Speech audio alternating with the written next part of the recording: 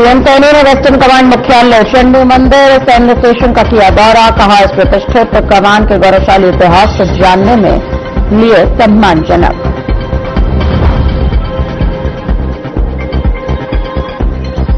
माता सावित्रीबाई फुले की जयंती। सीएम नैब सिंह सैनी ने किया सावित्रीबाई फुले को नमन। कहा, उनका संघर्ष हम सभी के लिए प्रेरणा का स्रोत।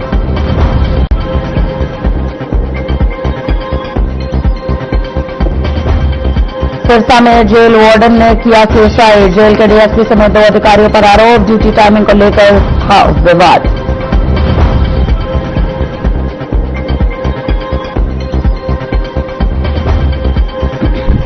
गुरुग्राम में भगवान के घर में चोरी। दुर्गा मंदिर परिसर में रखे दान पत्र को चोरों ने बना दिया निशाना। सीसीटीवी में कैद हुई चोरों की पूरी वारदात।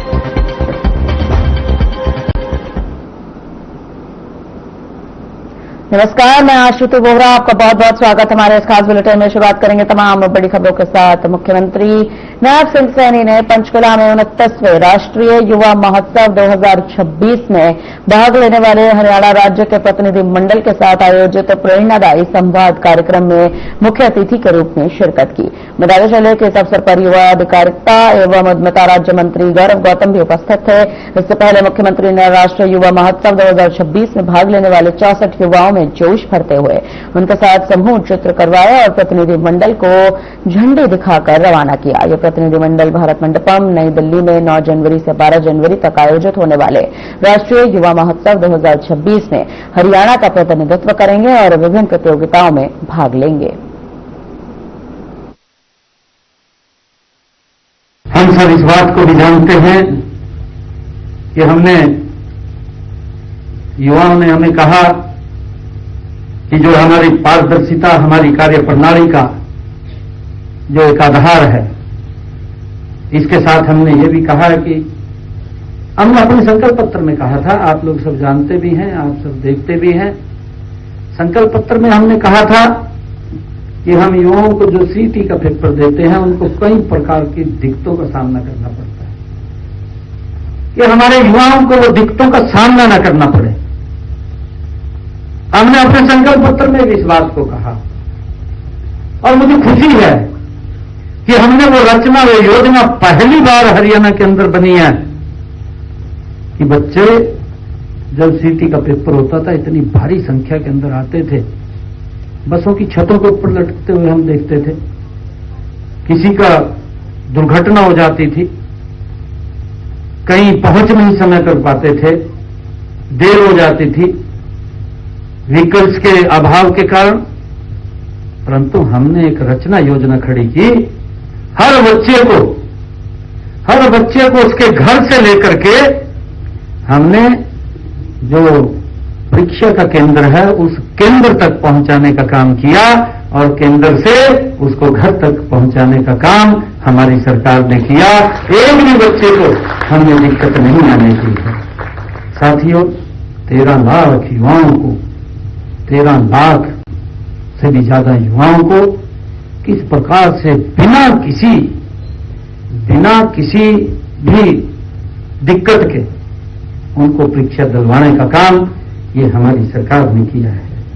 साथियों, हमने केवल सरकारी नौकरियों तक ही युवाओं को सीमित नहीं रहे, बल्कि हरियाणा कौशल रोजगार निगम के माध्यम से हमने 1,20,000 युवाओं को और हमारे जो लेक्चरर थे या हमारे अन्य और व्यक्ति थे उनको सुरक्षित करने का काम भी हमारी सरकार ने किया है।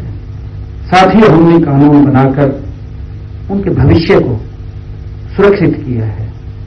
साथ ही मुझे ये भी खुशी है कि अब इन युवाओं को नियमित कर्मचारियों की तरह जो महंगाई भत्ता है, चाहे वार्षिक इंक्रीमेंट है, वो पूरे लाभ उन तक पहुंचेंगे ताकि वे पूरे मान सम्मान के साथ अपने जीवन को व्यतीत कर सकें। ये हमारी सरकार का संकल्प था, हमने उसको पूरा किया है। साथियों, मुझे एक पीड़ा भी होती है और हमने उसकी व्यवस्था भी की है। हमने पीड़ा होती है कि हमारा युवा, और उसमें हमारे युवाओं के माँ बाप भी सोचते हैं कि उनको बाहर भेजा जाए और बाहर वो गलत रास्ते से अख्तियार करते हैं, डंकी रूट से जाते हैं, माँ बाप के पैसे का नुकसान होता है, बच्चा भी सुरक्षित नहीं रहता, उसको किस कठिनाइयों के अंदर उस डंकी रूट से वहां जाना पड़ता है। और वहां भी स्थितियां ऐसी होती हैं कि उसको काम मिले या ना मिले, डिपोर्ट हो जाता है, वापिस आ जाता है और भारी भयानक समस्या खड़ी हो जाती है। साथियों, हमने इस बात को समझा और समझ करके हमने विदेश सहयोग विभाग बनाने का काम किया। मुझे खुशी है, अभी हमारे मंत्री जी आज तीसरे बैच को आज भेजने का काम करनाल से करेंगे। लगभग 300, 350, 250 बच्चों को आज कोई किराया उनका पैसा नहीं लग रहा, माँ बाप का कोई पैसा नहीं लगता, मात्र टिकट लगता है। भारत से जिस देश में वो जाएंगे उसका टिकट लगेगा और उसका पूरा रिकॉर्ड हमारे पास है। हमने ऐसा सिस्टम बनाया है कि अगर बच्चे को कोई दिक्कत आती है, हरियाणा सरकार, केंद्र सरकार के ध्यान में है कि ये बच्चे को दिक्कत है, उसकी हेल्प आदरणीय प्रधानमंत्री जी पहले भी करते हैं, परंतु उसको हम कोई दिक्कत नहीं आने देंगे। एक ठीक रास्ते का निर्माण हमने किया है और मैं चाहूंगा कि युवाओं को भी मैं आज आपके माध्यम से अपील करूंगा कि उस गलत रास्ते के ऊपर मत चलिए। उस गलत रास्ते पर मैं माँ बाप से भी कहूंगा कि उनको मत भेजिए, आप ठीक रास्ते को चुनिए। हम जहां जहां भी वैकेंसीज होती हैं, हम वहां से वो वैकेंसी ला करके बच्चों को एक ठीक रास्ते से बाहर भेजने का काम हम। हरियाणा के सीएम नैब सिंह सैनी ने वेस्टर्न कमांड मुख्यालय चंडी मंदिर सैन्य स्टेशन का दौरा किया है। इस दौरान उन्होंने ये भी कहा कि भारत की इस प्रतिष्ठित कमान के गौरवशाली इतिहास को जानने का अनुभव अत्यंत सम्मानजनक रहा। इस मौके पर कमान के ऑपरेशन सिंदूर और ऑपरेशन राहत के दौरान प्रदत्त मानवीय सहायता, युवा संपर्क कार्यक्रम, लॉजिस्टिक सपोर्ट, आधुनिकीकरण की पहल और नई प्रौद्योगिकियों के समावेश जैसे कार्यों पर चर्चा की गई। सीएम सैनी ने वीर सैनिकों, शहीदों और उनके परिवारों के प्रति सम्मान व्यक्त करते हुए पश्चिमी कमान को उज्जवल भविष्य की शुभकामनाएं दी गईं। आपको बताते चले, इस वक्त की बड़ी खबर है। आपको ये भी बता दें कि सीएम सैनी ने जिस तरह से सब पूरी क्रिया करी है। फिलहाल हम खबरों में यहाँ पर आगे भी बढ़ेंगे। हरियाणा के मुख्यमंत्री नैब सिंह सैनी ने चंडी मंदिर सैन्य स्टेशन स्थित वेस्टर्न कमांड मुख्यालय का दौरा किया है, जहां उनका स्वागत army commander lieutenant general Manoj Kumar Katiyar ने किया। इस दौरे के दौरान मुख्यमंत्री को वेस्टर्न कमांड के गौरवमय इतिहास, प्रमुख सैन्य अभियानों, ऑपरेशन सिंदूर और राहत के दौरान की गई मानवीय सहायता, भर्ती रैलियों और आधुनिकीकरण की पहलों की जानकारियां भी दी गई। आपको ये भी बता दें, उन्होंने पूर्व सैनिकों के कल्याण हेतु किए गए तमाम प्रयासों की यहां पर सराहना भी की है।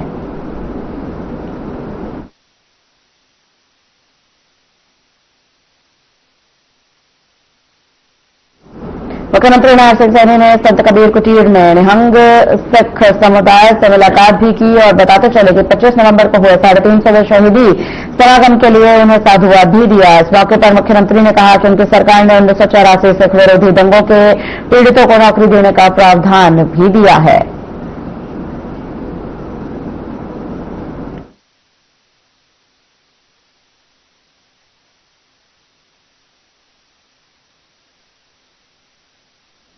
नववर्ष के अवसर पर गोगा मेड़ी में गोगा जी महाराज का मिनी मेला तो संपन्न हो चुका है, लेकिन गोगा जी मंदिर और नो रिलीफ सोसाइटी धर्मशाला के आसपास बेशुमार गंदगी और कूड़े कचरे के ढेर पड़े हुए हैं, जो मेला क्षेत्र में संदाद मार रहे हैं। आपको बता दें, वहीं गोगा जी मंदिर में भी कूड़े कचरे के ढेर जमा पड़े हैं, जिन्हें कोई उठाने वाला तक वहां पर नहीं है, जिसके चलते राहगीरों और स्थानीय दुकानदार काफी परेशान हैं, जिस पर दुकानदारों का कहना है कि मिनी मेले के दौरान यात्रियों ने साफ सफाई का ध्यान नहीं रखा है। स्थानीय प्रशासन व देवस्थान विभाग ने भी साफ सफाई के नाम पर आंखें मूंद ली हैं।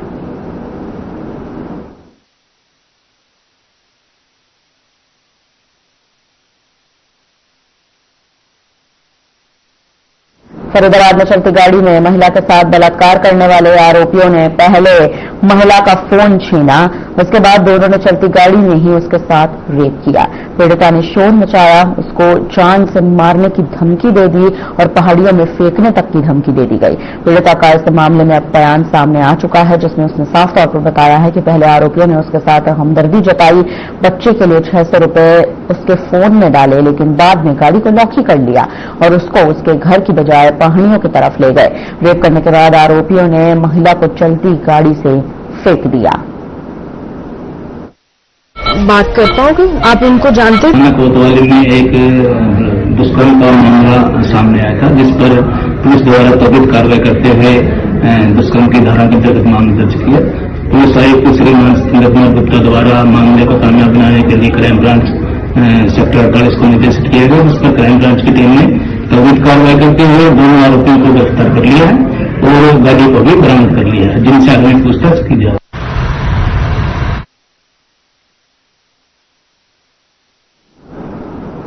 कुरुक्षेत्र के उपायुक्त विश्राम कुमार मीणा ने जानकारी देते हुए कहा कि केंद्र और प्रदेश सरकार कुरुक्षेत्र को पर्यटन हब के रूप में विकसित करने की योजनाओं पर लगातार काम कर रही है। इसके तहत शहर को स्वच्छता, धार्मिक और आध्यात्मिक दृष्टि से भी सुधारने के तमाम प्रयास किए जा रहे हैं। साथ ही जानकारी दी गई है कि ब्रह्म सरोवर की सफाई की जिम्मेदारी और नगर परिषद को सौंपी गई है और हुड्डा के सेक्टरों की सफाई के लिए नई एजेंसी जल्द जिम्मा संभालेंगी। इसके अलावा बताते चले, इलेक्ट्रिक बस सेवा के बाद hop on hop city bus सेवा शुरू करने की योजना भी है। सभी के सुझाव, महत्वपूर्ण सुझाव यहाँ पे आए, कैसे कुरुक्षेत्र को 2026 में पर्यटन में आगे ले जाया जाए, कैसे आमजन की सुविधा की दृष्टि से पार्किंग की व्यवस्था हो जाए रोडों के कंडीशन में, इसके बारे में भी मीडिया से अच्छे सुझाव प्राप्त हुए। साथ ही जो काफी महत्वपूर्ण योजनाएं हैं उनको कैसे आमजन तक पहुँचाने में मीडिया का रोल रहता है, उस पर भी चर्चा हुई। तो 2026 में हम सब मिलकर कुरुक्षेत्र के विकास पे आगे कार्य करेंगे। साथ ही मीडिया बंधुओं से और कुरुक्षेत्र वासियों से मेरा अनुरोध है कि आगे स्वच्छ सर्वेक्षण होना है, जिसमें हमारी 5 जो म्यूनिसिपैलिटी है उनको आंका जाएगा। नए साल के मौके पर इंसानियत और हिम्मत की एक खास मिसाल देखने को मिली है। जी हां, चलती ट्रेन में जहां जम्मू कश्मीर में मध्य प्रदेश जा रही वैष्णो देवी कटरा जबलपुर एक्सप्रेस में एक गर्भवती महिला को अचानक समय से पहले लेबर पेन शुरू हो गया। हालात ऐसे बन गए कि ट्रेन में ही डिलीवरी करनी पड़ी, यानी ट्रेन को ही डिलीवरी रूम बनाना पड़ा। ट्रेन में मौजूद महिलाओं, डॉक्टर और जीआरपी पुलिस की मदद से महिला ने बेटी को जन्म दिया। ये पूरा मामला फरीदाबाद से सामने आ रहा है, जहां समय रहते रेलवे की सतर्कता से मां और निजात दोनों की जान बचाई जा सकी।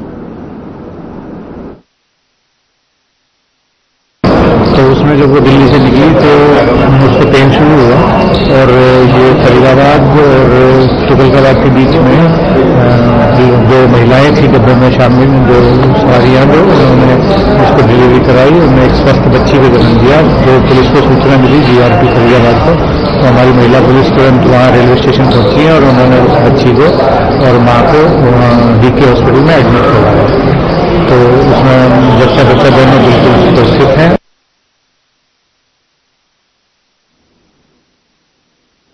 साइबर सिटी गुरुग्राम के प्रताप नगर स्थित दुर्गा मंदिर में देर रात अज्ञात चोरों ने हाथ साफ कर दिया। चोरों ने मंदिर परिसर में रखी दान पेटी को निशाना बनाया, जिसमें मंदिर प्रबंधन के अनुसार लाखों रुपए होने के अंदेशे जताए जा रहे हैं। पूरी घटना मंदिर में लगे सीसीटीवी कैमरा में कैद हुई फुटेज में साफ तौर पर देखा जा सकता है कि चोर किस तरह से चोरी की वारदात को अंजाम दे रहे हैं। बताया जा रहा है कि चोरी के दौरान चोर कुछ समय के लिए मंदिर के एक कमरे में कैद हो गया था। घटना की जानकारी मिलते ही मंदिर प्रबंधन ने पुलिस को शिकायत दी। पुलिस ने मौके पर पहुंचकर जांच शुरू की। सीसीटीवी फुटेजेस के आधार पर आरोपी की पहचान करने की कोशिश भी लगातार की जा रही है। आपको बताते चले, फिलहाल अब पुलिस इस मामले की गहनता से जांच कर रही है। तो वहीं घटना के बाद श्रद्धालुओं में भी नाराजगी देखने को मिल रही है। मंदिर में क्या तैयारी में तैयारी हूँ, क्या मामला था, पूरा क्या घटना ये 5 ही बार हो रहा है जी, पहली बार नहीं हो रहा। क्या हुआ जी? रात ये धर्मपत्नी है मेरी, सुबह मंदिर खोलने के लिए आई थी सुबह, ये मैं थोड़ा पेशेंट हुआ, हार्ट पेशेंट, तो मंदिर जब खुला आई, जब देखा इसने तो दरवाजा खुला हुआ था, तो तुरंत मुझे फोन किया, दरवाजा खुला छोड़ जाते क्या, मैं बंद कर रहा मैं तो क्या हो गया था, दरवाजा खुला पड़ा है। मैं गोला दोबारा देख, गोला देखी, गोला खुली पड़ी, उस समय ताला उठा पड़ा था उस समय, तो मुझे फोन किया, ऐसी बात हो रही है पुलिस आदि मंदिर में। तो ये पहली बार ऐसा मामला हुआ या पहले? ये 5वीं बार हो रहा है जी, पहली बार मामला नहीं है, 5वीं बार हो रहा है। पहले तो काफी पहले जो है ना कैमरे नहीं थे पहले हमारे पास, लेकिन जो लास्ट टाइम जब कैमरा था तो जब चोर आया था उस समय तो उसने कैमरा हौसला बंद कर दिया था, तब उसकी फुटेज नहीं आई थी कैमरे के अंदर। और अब इस समय कैमरे में जो है ना डिजिटल कैमरे इस समय तो बंद नहीं कर पाया जा सकता है, तो कैमरे में सारी फुटेज आई इस समय, तो आपके सामने दे देखा आपने। पता चला ये सामने ये दीवार है हमारी छोटी सी।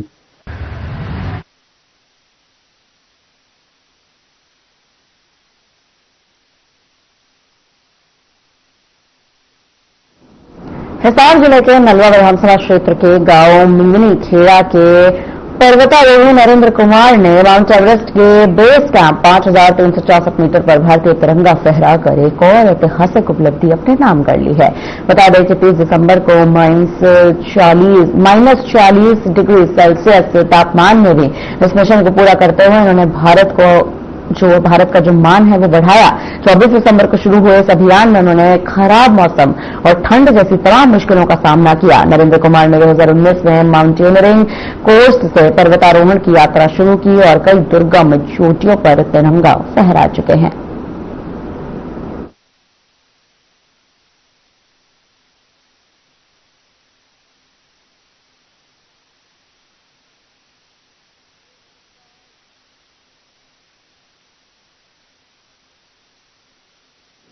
महेंद्रगढ़ में चलती कारों से खतरनाक स्टंट करने के मामले में अब पुलिस का एक्शन देखने को मिल रहा है। पुलिस ने दोनों कारों को इम्पाउंड करके जब्त कर लिया है और उन पर कुल 54,500 रुपए का जुर्माना लगाया है। एक कार पर 27,000 रुपए और दूसरी कार पर 27,500 रुपए का जुर्माना लगाया गया है।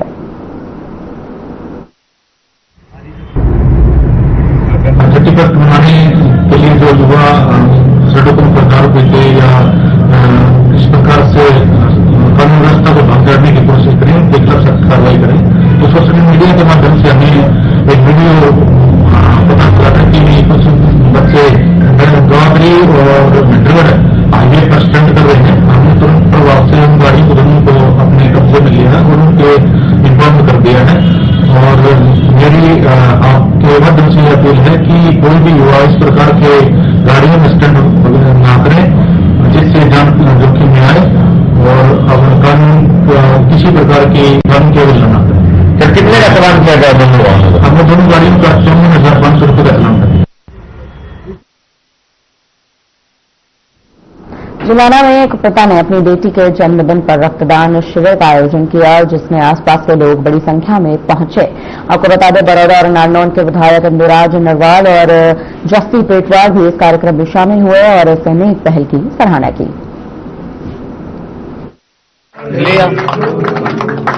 देखिए, सबसे पहले तो मैं हमारी बेटी को मन्नत को जन्मदिन की बधाई देता हूँ। परमात्मा से प्रार्थना करता हूँ मन्नत जीवन में खूब सारी तरक्की करे, उन्नति करे और हमारा और डॉक्टर साहब का और हमारे समस्त इलाके का नाम रोशन करे।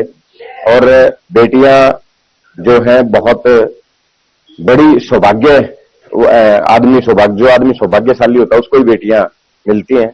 और डॉक्टर साहब से ने जो काम किया है वो हमारे इलाके के लिए और आज के इस जमाने में एक मिसाल है कि केवल बेटे के जन्म पे नहीं बेटियों के जन्म पे भी खुशियां मनाई जा सकती हैं।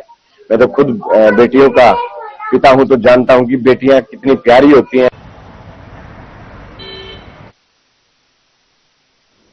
महेंद्रगढ़ के नारनौल में 12वीं के छात्र वासुदेव का सरेआम अपहरण और मारपीट का मामला सामने आया है। घटना का सीसीटीवी फुटेज भी प्राप्त हुआ। पुलिस ने त्वरित कार्रवाई कर 3 आरोपियों को गिरफ्तार किया तो वहीं पीड़ित को अस्पताल में भर्ती करा दिया गया है। पुलिस आरोपियों से गहनता से पूछताछ कर जांच में जुट चुकी है।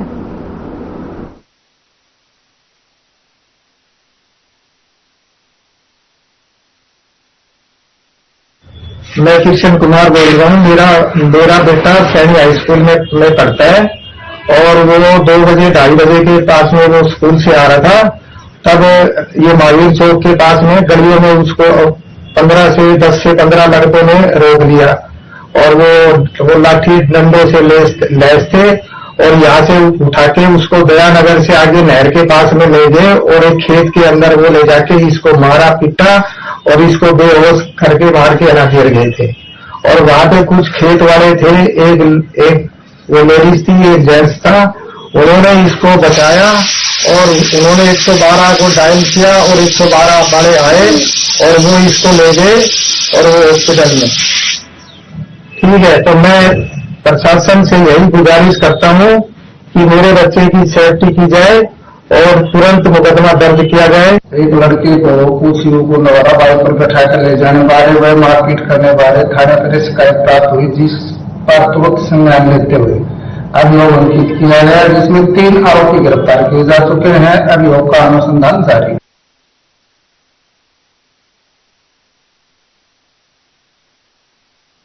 हरियाणा के सिरसा जिले में जेल के वार्डन सुखदेव सिंह ने सल्फास खाकर सुसाइड कर लिया है। जानकारी के अनुसार मरने से पहले वार्डन ने 2 सुसाइड नोट भी छोड़े, जिसमें उन्होंने डीएसपी समेत 2 अधिकारियों पर आरोप लगाते हुए कहा कि मुझे ड्यूटी लगाने को लेकर उन्होंने मानसिक रूप से प्रताड़ित किया और सार्वजनिक रूप से माफी मांगने का दबाव भी बनाया। बताते चले इसी तनाव को लेकर जेल वार्डन ने जहरीला पदार्थ खाकर आत्महत्या कर ली, जिसके बाद वार्डन के परिवार ने सिरसा पुलिस पर इस मामले में कोई भी कार्रवाई न करने का संगीन आरोप लगाया। फिलहाल हुड्डा पुलिस इस मामले की तफ्तीश में जुटी हुई है। बताते चले मृतक के परिजनों ने जेल के डीएसपी सहित 2 अधिकारियों के खिलाफ कड़ी कार्रवाई की मांग उठाई है।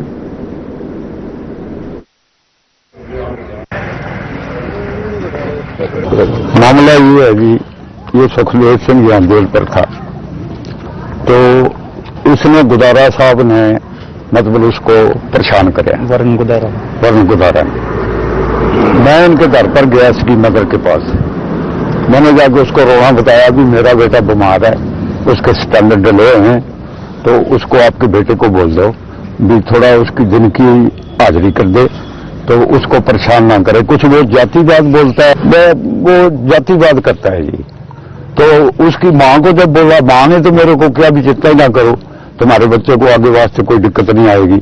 तो ये जो है ये चिढ़ गया, मां के कहने पर चिढ़ गया, इसने और ज्यादा टॉर्चर कराया जी। फूल कुमार है जी, और वरुण गुदारा और फूल कुमार। हाँ जी, ये वरुण गुदारा उस जेल में क्या है और फूल कुमार क्या? ये डीएसपी बताते हैं जी। और फूल कुमार LLO है जी। घटना सर ऐसे अभी 5 बजे पापा का फोन आया था मेरे पास शाम को 1 तारीख को कि मैंने सुसाइड कर लिया है, और उन्होंने जिम्मेवार अरुण गुदारा और फूल कुमार LO को बताया गया। उनसे परेशान होकर तंग होकर उन्होंने सुसाइड किया है, और अभी तक हमारी कोई सुनवाई नहीं हो रही, कोई कार्रवाई नहीं हो रही। सुबह के 8 बजे के बैठे हैं, कोई पोस्टमार्टम नहीं हो रहा।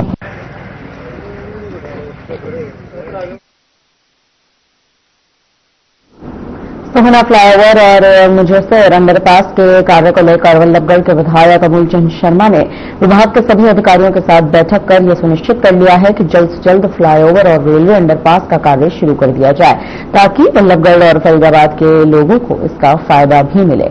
वहीं बताते चले मीडिया को जानकारी देते हुए वल्लभगढ़ के विधायक अमूल चंद शर्मा ने भी जानकारी दी। उन्होंने कहा कि बिजली विभाग, HSBP, FMDA और GL के अधिकारियों के साथ बैठक की गई है। इस बैठक में तमाम विकास कार्य को लेकर चर्चा भी की गई है। साथ ही मूलचंद शर्मा ने यह भी बताया कि इन दोनों योजनाओं का काम पूरा होने के बाद न सिर्फ वल्लभगढ़ बल्कि फरीदाबाद के लोगों को भी इसका फायदा जरूर मिलेगा। साथ ही मूलचंद शर्मा ने इस बात की जानकारी भी दी कि वल्लभगढ़ सोहना फ्लाईओवर बनने के बाद जहां एक तरफ जाम से मुक्ति मिलेगी, तो वहीं उद्योग जगत के लोगों के लिए भी काफी काम आसान हो जाएगा। आज हमने मुनीसर अंडरपास और सोहना फ्लाईओवर की जो समस्या प्रधानमंत्री ने जिसका मुख्यमंत्री उद्घाटन किया था, तो दोनों फ्लाईओवर को, अंडरपास को और फ्लाई को गति देने के लिए हमने FMDA के अधिकारी, दिल्ली रोड के अधिकारी और दूसरे अपने HSBP के अधिकारी और GL के अधिकारी, सबके अधिकारियों की मीटिंग बुलाई है।